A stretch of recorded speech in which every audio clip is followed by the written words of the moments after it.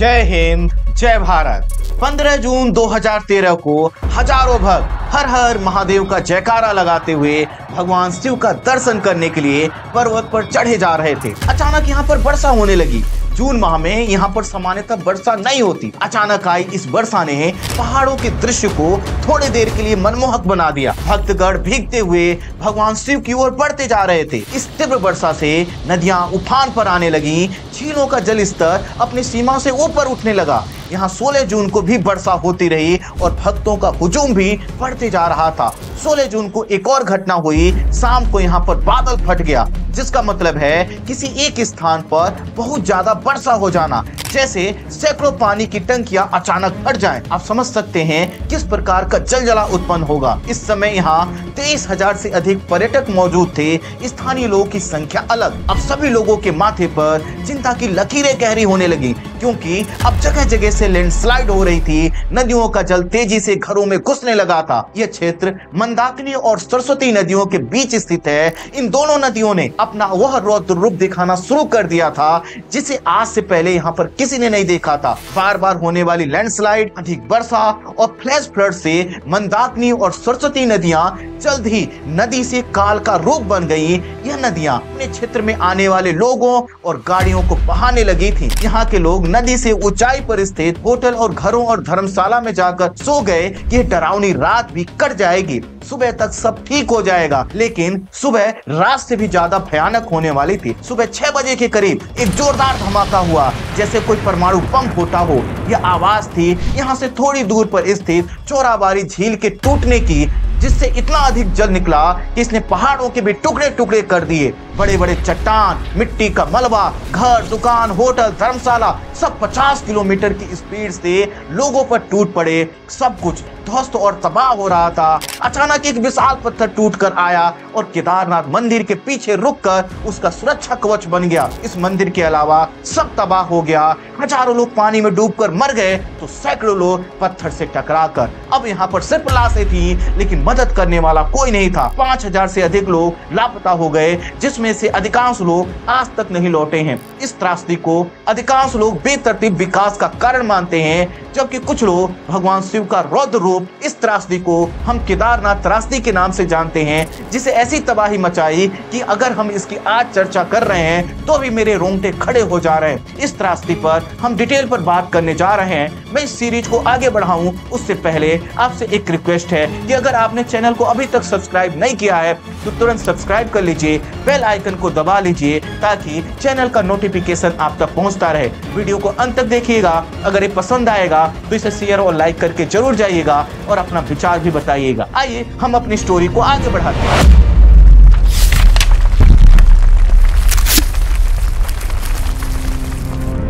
यह स्टोरी है देवभूमि के नाम से प्रसिद्ध उत्तराखंड की, जहां हिंदू आस्था के 4 धाम गंगोत्री, यमुनोत्री, बद्रीनाथ और केदारनाथ जैसे तीर्थ स्थल मौजूद हैं। केदारनाथ धाम भगवान शिव के 12 ज्योतिर्लिंगों में से एक है। यह धाम भगवान शिव के विश्व प्रसिद्ध केदारनाथ मंदिर के लिए जाना जाता है। इस मंदिर का इतिहास महाभारत से भी जुड़ता है, पर इस मंदिर की स्थापना और पुनरुद्धार 700 से लेकर 800 ईस्वी के बीच में आदि गुरु शंकराचार्य ने करवाया था, जिन्होंने अपनी यहाँ पर समाधि भी ली थी। केदारनाथ मंदिर हजारों वर्षों से तीर्थ यात्रियों के आकर्षण का केंद्र रहा है। भारतीय अर्थव्यवस्था के उदारीकरण और तेजी से हो रहे सूचना के प्रसार के साथ मार्केटिंग भी की गई, जिससे तीर्थ स्थल भी अब टूरिस्ट स्थल बनकर सामने आए हैं, जिसके माध्यम से लोग न सिर्फ अपनी आस्था को एंजॉय करते हैं, बल्कि कुछ लोगों ने इसे बिजनेस भी बना दिया है। उत्तराखंड में भी पर्यटकों के लिए बड़े बड़े होटल, रोड, पुल बनाए जाने लगे हैं। सभी क्षेत्रों में अब सुविधाएं बढ़ जाने के कारण अब भारत के कोने कोने से लाखों श्रद्धालु तीर्थ स्थल के दर्शन करने के उद्देश्य से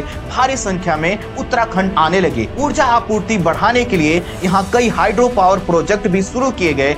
इन्हीं में से एक 303 मेगावाट का हाइड्रो पावर प्रोजेक्ट है, जो हमारी कहानी का एक मुख्य हिस्सा है, जिसके बारे में हम लोग आगे बात करेंगे। इतने विकास प्रोजेक्ट के कारण चल रही यहाँ पर माइनिंग, ड्रिलिंग और पहाड़ों में विस्फोट और पेड़ पौधों की कटाई ने हिमालय की नई और दुर्बल संरचना पर भारी दबाव डाला, जिससे ऊपरी हिमालय क्षेत्र का जो इकोसिस्टम है वो नाजुक है और वो काफी चौपट हो गया। हिमालय क्षेत्र इन विकास कार्यों के लिए ठीक भी नहीं है, क्योंकि यह बिल्कुल नया पर्वत है जो अभी पूरी तरह से ठोस भी नहीं हो पाया है और अपना आकार भी ग्रहण नहीं कर पाया है। इतने विकास कार्यों से हिमालय पर वही प्रभाव पड़ रहा है जैसे किसी 8 साल के बच्चे पर 80 किलोग्राम का बोझ लाद देना। आप समझ सकते हैं कि हिमालय पर क्या क्या बीत रहा होगा। हर साल लाखों की संख्या में तीर्थयात्री उत्तराखंड के 4 धामों की यात्रा पर आते हैं। केदारनाथ में तीर्थयात्रियों के आगमन की शुरुआत अप्रैल मई में होती है। मई जून में भक्तों की संख्या अपने पीक पर पहुंच जाती है। जुलाई में पहाड़ों में बारिश होने के कारण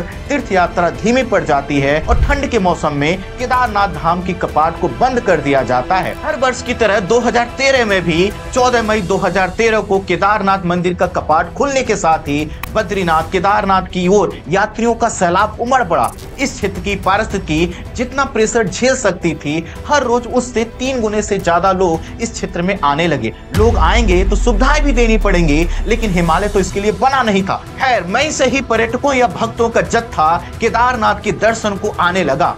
गौरीकुंड तक गाड़ी से आने के बाद हर हर महादेव का नारा लगाते हुए भक्तों का गौरीकुंड से केदारनाथ की ओर 16 किलोमीटर का ट्रैकिंग शुरू हुआ, जिसमें पर्यटक रामबारा की कोठी को पड़ाव केंद्र के रूप में प्रयोग करते थे। यह रामबारा कोठी बहुत महत्वपूर्ण है, जो हमारी स्टोरी का हिस्सा बनेगा, इसको ध्यान रखिएगा। 15 जून 2013 के दिन उत्तराखंड में भारी वर्षा शुरू हो गई। भूगोलवेत्ताओं की माने तो मानसून उस वर्ष अपने सामान्य समय से 2 हफ्ते पहले ही यहाँ पर पहुँच गया था, जिसके कारण राज्य में भारी वर्षा शुरू हो गई थी। उत्तराखंड में सामान्यतः जून के महीने में बारिश नहीं होती, लेकिन अचानक आई इस वर्षा से पहाड़ों का दृश्य और मनमोहक हो गया। भक्तगण भीगते हुए भी भगवान शिव की ओर बढ़ते जा रहे थे। दरअसल बे ऑफ बंगाल का low pressure area cyclonic circulation के रूप में पश्चिम की ओर बढ़ा, तो साथ ही कैस्पियन सागर से आने वाली वेस्टर्लीज भी इससे मिल गई। इन दोनों सिस्टम ने मिलकर हिमालय के क्षेत्र में बारिश शुरू कर दी, अर्थात अब हर जगह बारिश ही बारिश थी। पूरी केदार घाटी में ऐसी बारिश पिछले कई दशकों में नहीं देखी गई थी।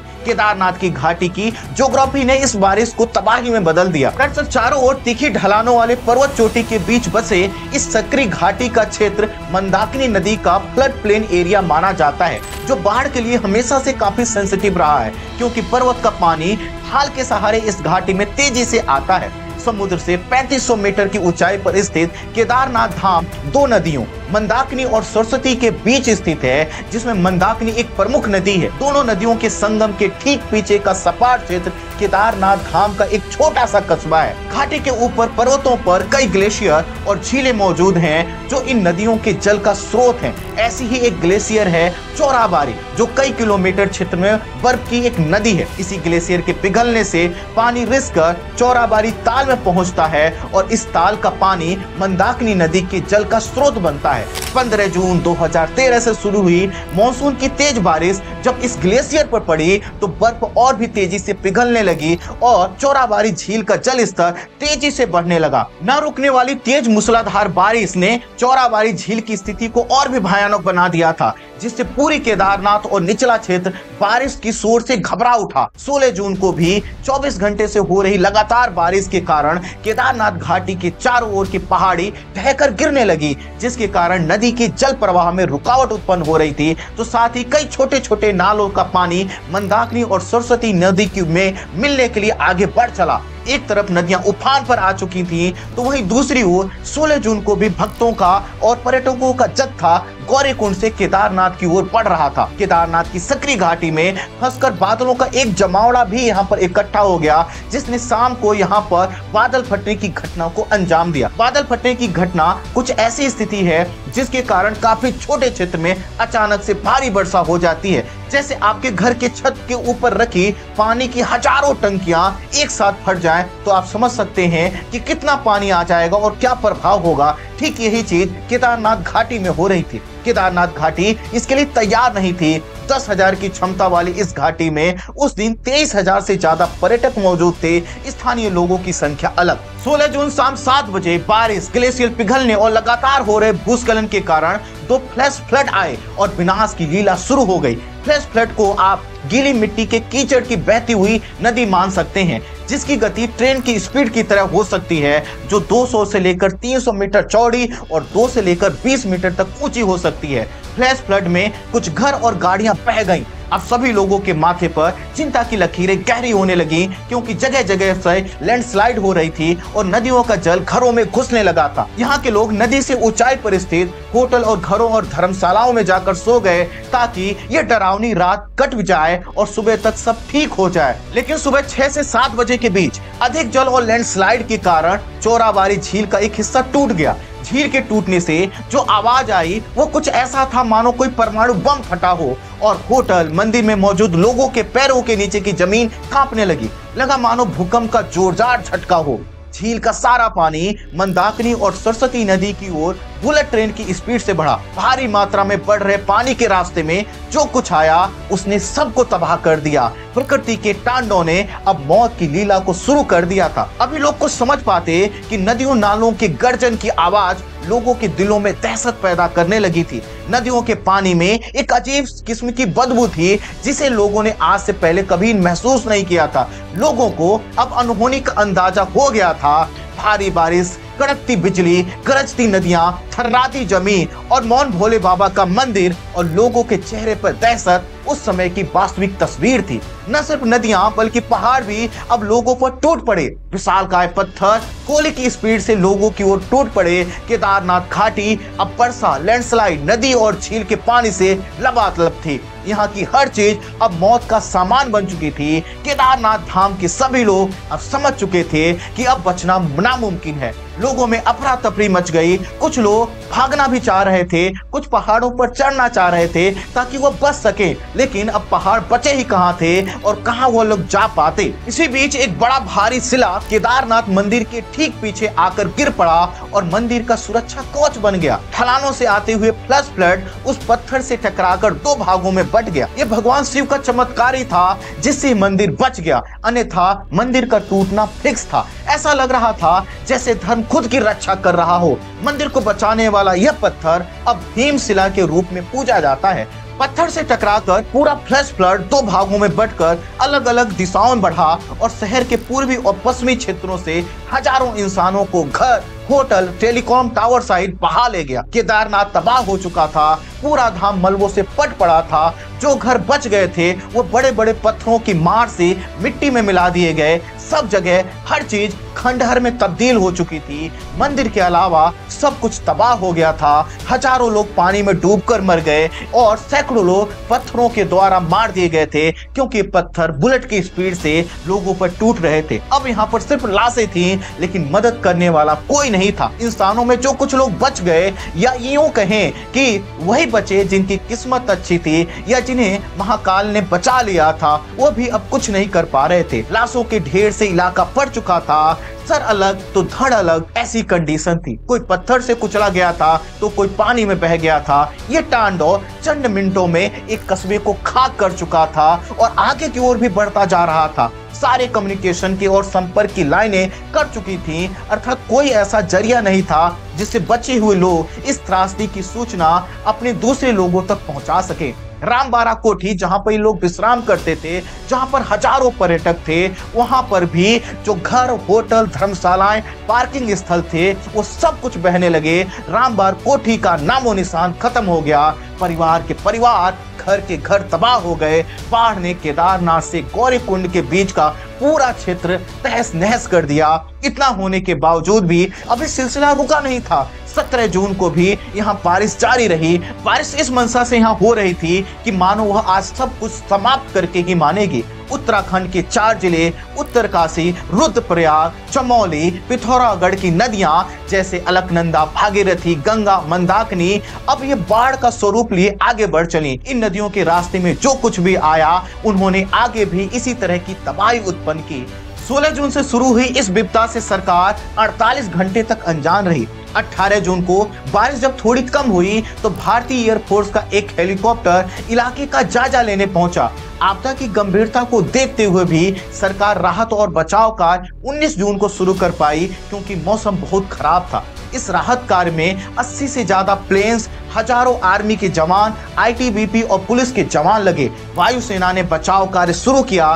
5000 लोग तात्कालिक रूप से मृत पाए गए, जबकि 20,000 से ज्यादा लोग लापता थे, जिसमें से अधिकांश लोग आज भी नहीं लौटे हैं। उत्तराखंड में 11,000 से ज्यादा मवेशी, 3 कस्बे, 2,000 से ज्यादा गांव, 5,000 से ज्यादा घर और होटल तथा 9 नेशनल हाईवे, 35 स्टेट हाईवे सब कुछ खत्म हो चुका था। ऋषिकेश में भी इसी तरह से नदी अपना रौद्र रूप दिखा रही थी, जिसमें कि आपने देखा होगा भगवान शिव की एक मूर्ति जो कि जल से ढकी नजर आती है, वो सोशल मीडिया पर खूब वायरल हुई, खूब सुर्खियों में बनी रही। जान माल और का वास्तविक नुकसान का आकलन अगर करें तो कुछ रिपोर्ट्स के अनुसार यहाँ पर 25 से लेकर 30,000 लोगों ने अपनी जान गंवाई। घटना सचमुच प्राकृतिक आपदा थी या कुछ और, इसे आप जो चाहे वो समझ सकते हैं, लेकिन उत्तराखंड के लोग इसे धारी देवी और भगवान शिव का प्रकोप मानते हैं, क्योंकि 303 मेगावाट के हाइड्रो पावर प्रोजेक्ट के तहत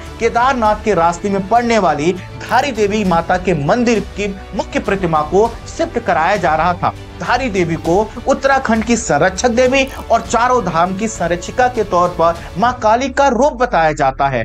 15 जून को ही हाइड्रो पावर प्रोजेक्ट के निर्माण कार्य के कारण माता धारी देवी के मंदिर को पूरी तरह से जलमग्न कर दिया गया और उनकी प्रतिमा को शिफ्ट भी किया जा रहा था। और अगर आप शुरू से ध्यान दे रहे होंगे तो इसी दिन भी बारिश भी शुरू हुई थी, अर्थात वहां के लोगों का कहना था कि इस मंदिर में कोई परिवर्तन नहीं करना चाहिए था, ये जो छेड़छाड़ है इसी ने तबाही मचाई है। वहीं पर्यावरण और एनवायरनमेंट के जानकार यह कहते हैं कि यह त्रासदी उत्तराखंड में चल रहे बेतरतीब विकास का कारण थी। हिमालय विश्व के सभी मोरदार पर्वतों में सबसे नया और ऊंचा है। इसकी संरचना बड़े बड़े बांध, माइंस और ऊंचे ऊंचे घरों और होटलों के लिए तैयार नहीं है। फिर भी सरकार और आम जनता सभी विकास के नाम पर हिमालय को तबाह करने में लगे हुए हैं। निर्माण कार्यों के लिए कोई यहाँ पर डीप स्टडी नहीं की गई है और ना ही कोई वैज्ञानिक पैमाने तय किए गए हैं और ना ही किसी प्रकार का ठोस रेगुलेशन और रूल बनाए गए हैं। जब तब यहाँ पर इस तरह के विकास कार्य होते रहते हैं